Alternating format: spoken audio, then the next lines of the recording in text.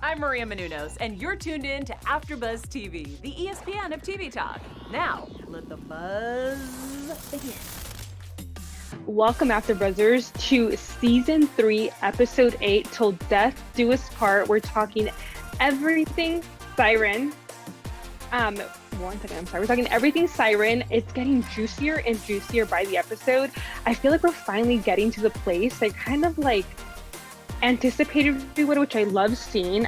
This episode, the wedding, everything about it was amazing. I'm doing a solo show today. Unfortunately, Niger could not be here with me today, but I'm going to be holding down the fort for us, talking about Tia's song being used as a weapon, Xander being there for everyone, which is absolutely no surprise to us. We've been seeing this over and over again this season. And is it possible for Ben and Ryn to live happily ever after?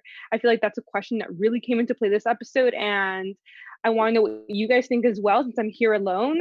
I have the live chat going. Feel free to jump in. I love hearing what you guys have to say, giving me a different point of view. There's so much to cover that there's no way I can do it all alone, so feel free to jump in. Let's start off with Tia's song as a weapon. So this episode starts off pretty ambiguously, and it was definitely very heavy. It starts off in the Ukraine, which I had no idea why we were there. I was like, what are we about to witness? And then we hear a loud song start playing, and everyone starts either bleeding from their ears, from the nose, from what I saw, and they eventually all collapse. So at the beginning, we definitely don't have any real idea of why this is happening. At that point, I still myself didn't really know where it was going, but I was definitely shocked by what was going on.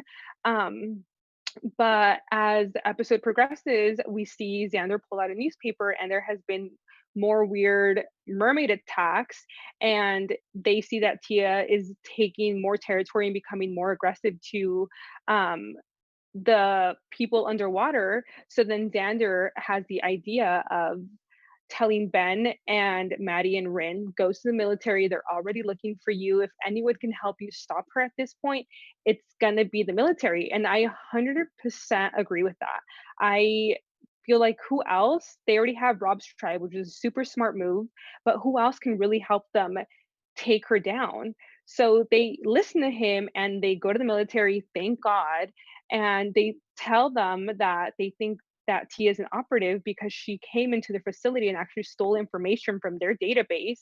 And then they ask Ben and Ryn ask them what they took, and they tell them that she took Ryn's song, which then you start piecing all the pieces of the puzzle together, and you realize that she's eventually going to use this song against humans, which is truly who she's really trying to get revenge from, which is pretty scary. And now that she has access to that, and we've seen what the song can do to people in the past, it's definitely something to be super startled about.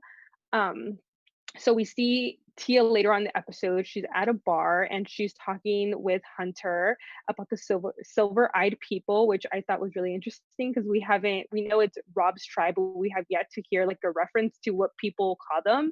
But apparently they're silver-eyed. So, and we also learned that Rob's tribe won. So there's definitely people out there that can fight Tia and her team and come out victorious. So that's super relieving because till this moment, all we know is that she's super strong and definitely a force to be reckoned with, but we don't know how strong she truly really is. So there's people out there that can definitely defeat her.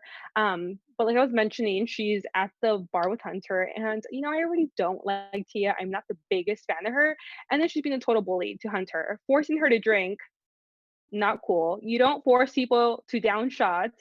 No peer pressure. Okay, I'm not about that. Um, but she's trying to blend in, and poor Hunter, I feel like she still doesn't understand what she's gotten herself into with Tia. I think she's for sure at least trying to survive, but I think Tia is going to get her into lots and lots of trouble, which I mean, we'll have to, I guess, wait and see.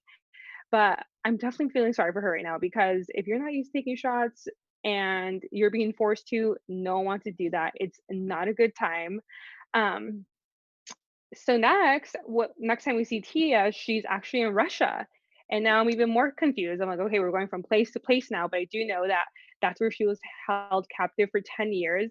So she's back at where it all started, which is kind of interesting to me that she would go back considering that she escaped why would you go back and kind of risk putting yourself in danger, risk being caught again? I'm sure there's people till this day out looking for her, but she's willing to take the risk and she goes and meets up with a man. I didn't for sure catch his name, but he's the man that helped her escape the first time.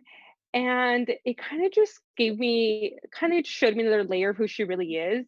Um, as you see, he's smitten with her, and she confronts him about why they stole her song, and he was kind of honest with her and was like, yeah, I knew they were doing it, but I really couldn't do anything about it. Like if I could have, I would have. Like, I'm sorry. And she kind of, I feel like, was done with him and was like, well, you're not really of service to me anymore.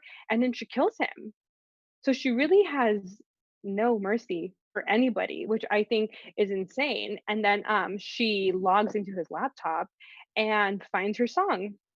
And we for sure don't know, but I mean, it was pretty obvious that she ends up retrieving her song from his computer. I don't know if there's like a difference between, let's say, her song and Ryn's song.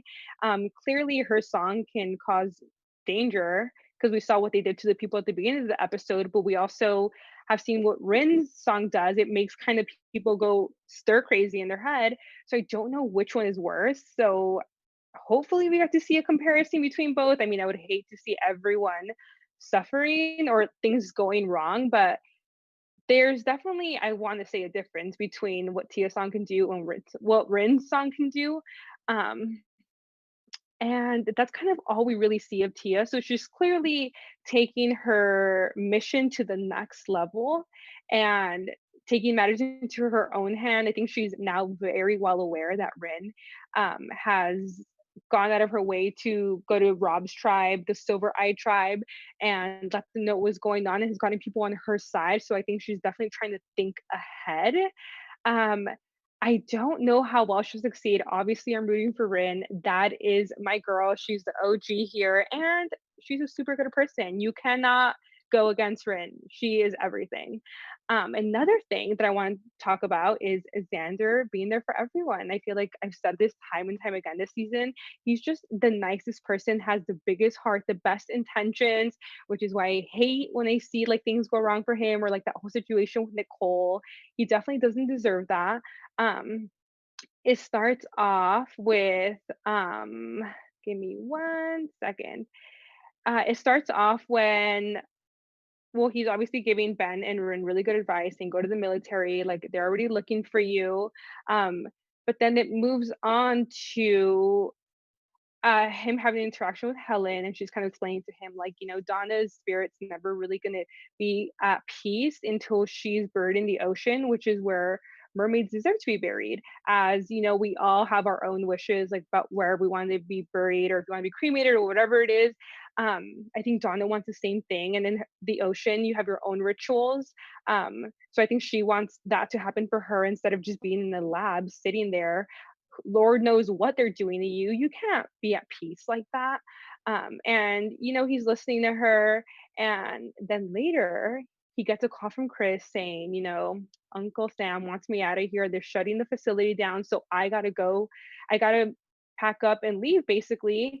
And he could have easily ignored the call, said, "Sorry, man. Like, you're a little messy. You're involved with some people that I don't agree with." He could have said a million and one things. And instead, he goes and he picks up his friend, which is amazing because how things ended with Chris last season was definitely super weird. Um, but I think it was also a super smart move on Xander's part to go pick up Chris because he got access into being inside the facility, which holds Lord knows what. So being in there could definitely give him more information than he definitely had in the past, which clearly ends up happening. He walks in there, and as he's getting to Chris's room, he sees bone remains on the counter, which, he puts the pieces of the puzzle together and says, okay, these are the bones that were found in the gravesite, which end up being um, re- Helen's family's remains. And then he is very observant about what's going on around him. He's asking one of the military people questions, like, I don't know if I would have the balls to do that, but he was there being nosy as hell. he notices that they also lock Chris into a room, and he's kind of like, well, why do they do that? Like, that's kind of odd. Like, are they doing it because of you, or are they doing it because of me? Um, and he catches on, and he ends up, what it looked like to me was putting tape over kind of the lock of the door, so that next time they try to lock it, it just wouldn't lock overall. And while he's in there waiting for Chris to go to the doctors to get his meds, he goes out searching. We don't see him going through the lab or the facility and getting stuff, but he definitely does, because at the end of all of this, he goes back to Helen, gives her Donna's body and her family's remains, which I thought was amazing. He literally is risking his life for for Helen, so she can, have her family's remains and put them back to where they belong, and so that Donna can be in peace. He just goes out of his way for everyone. And even as he's picking Chris up, he's concerned about what he's seeing. You can tell that Chris is kind of out of it. He's definitely not being himself. I mean, how could he be, considering everything he's been through? But you can tell that Xander's there and worried for him. And he encourages him, like, come out to Calvin's wedding. You can come with me. Like, it'll be good. You can catch up with our old friends. And Chris is hesitant, and Xander's like, no, you'll be fine. Um, so I really appreciated that whole dynamic with Helen and Chris, him being there for Ben. And then you see him at Calvin's wedding. He's the best man, so he obviously has to step up to the plate, but he does that and goes above and beyond.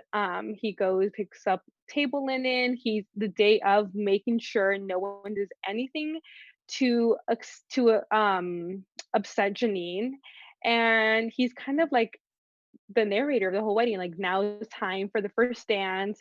He just holds it down. He is like, I want a Xander in my life. We all need a Xander. He's just so pure. And I feel like that's amazing, considering everything he's been through. I think since Ryn came and all the mermaids came onto land, it's definitely been a lot of chaos. He lost his dad. That's super traumatic. And on top of all that, he just never stops being a great person. And I feel like what I appreciate the most out of it too is that he's never really looking for anything in return. He's just super caring. Um, at the end, the episode ended super, just, it caught me off guard. I didn't believe it. He got a random call. I literally thought that that random number was gonna be Nicole, because I was like, okay, the facility is shut down now.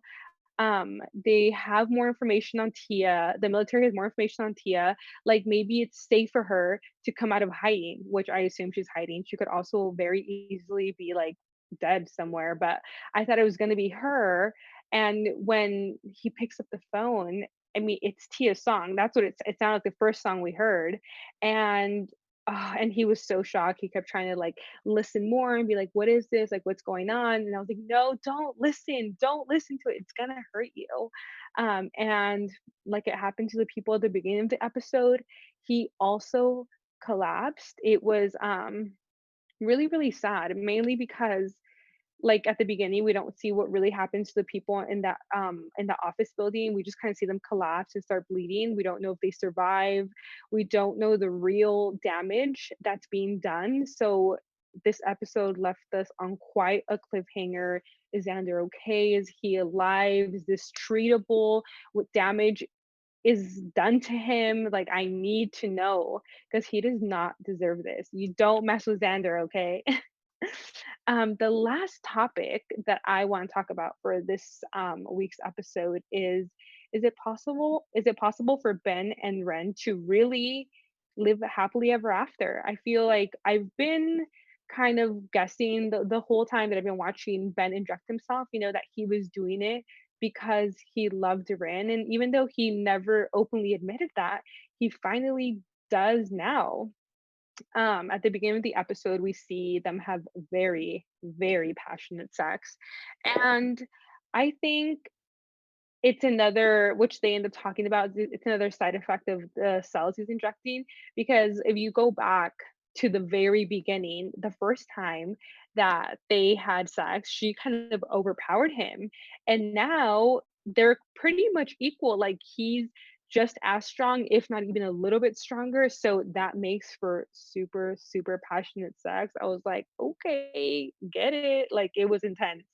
Um, After they're done, he injects some more cells into him. And at that point, I'm kind of wondering now, like, is this maybe like an addiction? Ren asked him, like, does it hurt? And he says, no, it actually feels good. Like what is it that makes you want to keep doing this? Later in the episode, we obviously found out, but at the beginning, just him saying it felt good, just kind of the look on his face when he ejected it into himself, it kind of to me felt like definitely an addiction. Like he's gotten a taste of it and now he wants more and more and more and more. And I feel like anything that you abuse, eventually will have serious consequences. And I feel like that's pretty much what he's doing. Um, Later, when they go into the ocean, because they want to get the sonic cannon, which for Rin's song, in case they need it. If I'm not mistaken, correct me if I'm wrong. Um, when he comes, he sees something underwater and he thinks Rin's in danger, so he jumps in. Maddie is panicking. She is freaking out because he's been underwater way too long. And at that point, I had never really considered it, but it made me realize, like, she has no idea how he's been changing since he's been injecting his cells. She's totally out of the loop. So it kind of put into perspective for me that they're for sure not in love anymore, and they're definitely not as close as they used to be. Because they used to be tied at the hip, and that's definitely not the case anymore. Once he comes out of water, she asked him, like, are you okay? Like, what was that? You were underwater for 15 minutes. Like, there's no way that's normal for the average human. And then he starts kind of collapsing a little bit. He looks at his hands, they're webbed. He looks like he's just in a lot of pain. And he also has gills around like his rib area. And he's having a hard time catching his breath again, being on land. So Maddie completely freaks out and says, like, you need to get rid of these cells. And she ends up pissed at Rin too, which I don't blame her. I kind of, when I saw that Ben injected himself in front of Rin, like that kind of pissed me off too. Like, she's not asking enough questions. She's kind of just trusting that Ben's doing the right thing. But there's no way that injecting another species cells into yours is a good idea. Or, at least suggest that someone that's more of an expert, oversees what Ben is doing, or just taking some sort of precaution instead of just allowing him to inject himself. So she yells at Rin, and she says, like, you're basically why we're here. And I didn't blame Maddie 1 second because it's true. Um, so they go back to Ben's place, and Rin's like, we're getting rid of these cells, and they have that conversation I think we've all really been waiting to hear. He said, I'm taking them because at some point you're not going to be able to live on land forever, and I don't want you to have to make that choice. So I want to be able to go with you. And as sweet as that is, I feel like this is one of the situations where like both worlds just don't mesh. And I don't think it's fair for him to go into water forever. And I don't think it's fair for her to live on land forever. But they come to the conclusion that Rin will stay human when the time comes, and that she'll live on land. And she even says like they'll bring hope on land too. Like, no, she's a baby. Let her experience the ocean, experience the life she was born to have. You can't just make that choice for a child. And because you're in love, you can't be that selfish. So because they came to the conclusion that Rin would stay on land, they get rid of the cells. So it seems like that's the end of that. They've established their love. They want to be together forever. And that just didn't sit right with me. None of this did. Um, as Calvin is getting married, and like, Janine obviously looks amazing. One really interesting thing that started happening was that as Janine was walking down the aisle and they were watching the whole ceremony, Rin starts having all these flashbacks. And at first, I didn't know why, but as the flashbacks continued, the one pattern I did notice was that all of them were basically just bad things that have happened during their Ben and Ryn's time together. And I think she's here in the ceremony, and she kind of just realizes like I can't be here, like I'm not a human, this isn't my home, this isn't where I belong. And it's so true, and I feel like I came to that same conclusion just watching Calvin and Janine's dynamic this whole show. I don't think any of us have ever understood why um I don't think any of us have ever understood why Janine stayed with Kelvin, because he's so responsible, he just loves to get drunk, it's like basically having a child. And now that they're married, it just kinda just, like, goes to show that, like, when you really love someone, like, aside from their flaws and their quirks and the things that annoy you about them, like you accept them for exactly who they are, like you don't try to change them, you take them as they are, and that's like the purest form of love. And then there's Rin realizing that like loving Ben is basically sacrificing who she is and her everything she's ever known. And that will always in the future create conflict one way or another, because there's so many things at play now. She has a daughter, and it's just not that easy to decide to completely change your life. And the same is true for Ben too. If he would have to completely change his life, what happened with, his mom who is sick, his dad, his friends. So I think they come to the conclusion that, from what it looked like to me, that you can really, really, really love someone, but sometimes loving them from afar is maybe the best choice for both of you, the most fair choice. um One thing that we did see was that they're sitting on a rock, and I think she hands him her ring, and she says like, we're basically like till death do us part, I think is what she said. So now it kind of has me thinking like, is this their form of a marriage? Is this them like truly, truly committing to each other for life, whatever their new normal is gonna look like? It is definitely super sweet, and I think it's, sweet watching their love evolve. And I think, love looks so different for everyone, and maybe they can still be together forever and it'll just look like a different relationship, like not your average relationship. So what we're gonna have to see how that progresses. I don't know if I see them ever really separate. I think one person or the other is gonna budge at the end. But, I really hope they come to like a middle ground where they can both live the life they want, because I don't think anyone truly wants to leave their home behind. Um, so I want to know what everyone else thinks. Is what do you can Ren and Ben end up together? What do we think is gonna happen with Tia? I do have the live chat going. I'm going to read over some stuff here. We have Mina Ruth, 2093. Ben is being reckless with those stem cells, not knowing the side effects of the stem cells. Yes, I 100% agree with that. Um, and then Sinead Felix says he does not want anything to do with Maddie. Isn't she with Rob? Let her stay with Rob. Ben is more interested in Rin. Absolutely. I 100% agree with that. I think I wish we would have in the show maybe seen Ben and Maddie's relationship kind of addressed, at least like like toward the end of it, just what they wanted to be. Obviously they want to be friends, but maybe just like some sort of closure, because I feel like we saw such a great couple and then out of nowhere it just kind of ended like nothing. um and uh Sinead Felix also says, thank God Maddie and Ben are not in love. Yes, girl. Okay, I don't think they were meant to be together. Now that I see the dynamics that Maddie's having with her new partner, Ben is having just with Ren, not the threesome situation. I think the situation is definitely better off this way. And then she also says, yes, Ren can make that choice for her child because Hope is her child.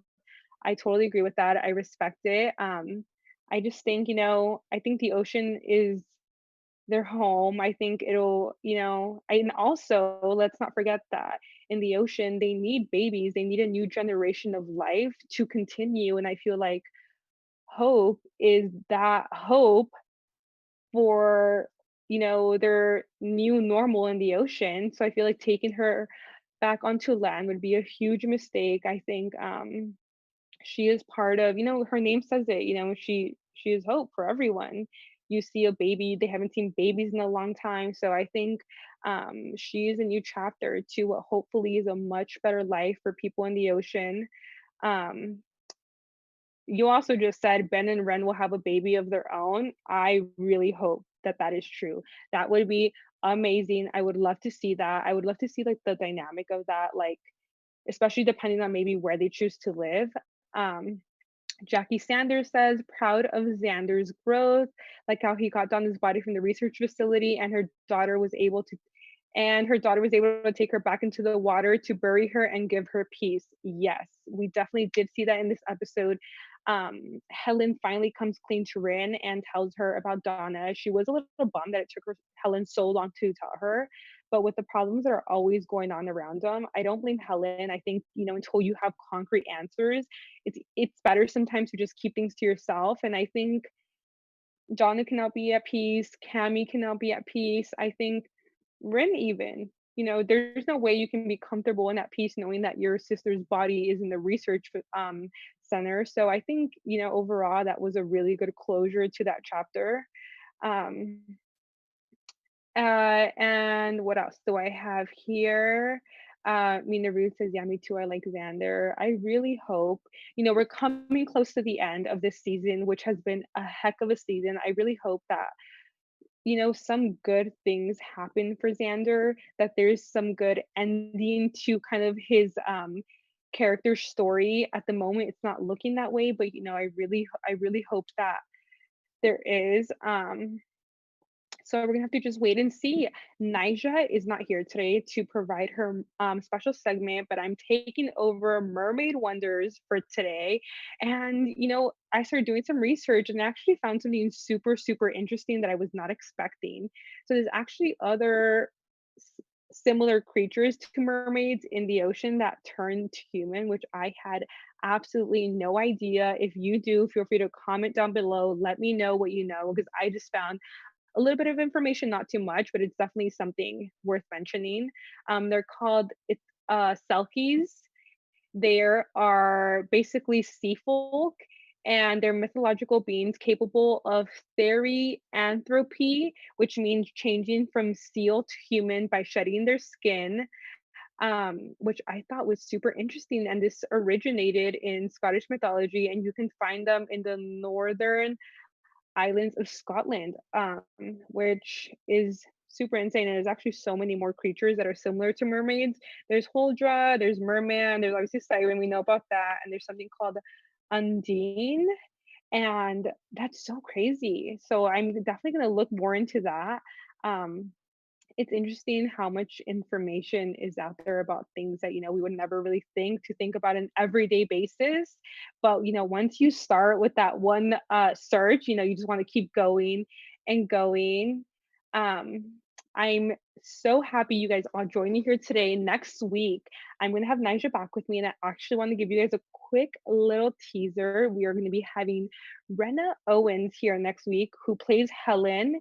She has been on this show every season. I got to interview her last time as well. I unfortunately wasn't here on season one, but I've heard nothing but great things about her. She was such a sweetheart the last time around. Unfortunately, it can be done in person this year, but I'm so excited to be doing this over Zoom with her and have all of you joining. Feel free next week to jump in the live chat, ask some questions, and maybe I can pick a few and ask some of your questions to Rena. Until then, like I said, thank you so much for watching. I am your host, Karla. You can find me on Instagram at Karla L. Contreras. And let me know in the comments what you think is going to happen next week. There's so many possibilities with this episode, but it's getting so good. So until then, thank you so much. Our founder, Keven Undergaro, and me, Maria Menounos, would like to thank you for tuning in to AfterBuzz TV. Remember, we're not just the first, we're the biggest in the world, and we're the only destination for all your favorite TV shows. Whatever you crave, we've got it. So go to AfterBuzzTV.com and check out our lineup. Buzz you later. The views expressed herein are those of the hosts only and do not necessarily reflect the views of AfterBuzz TV or its owners or principals.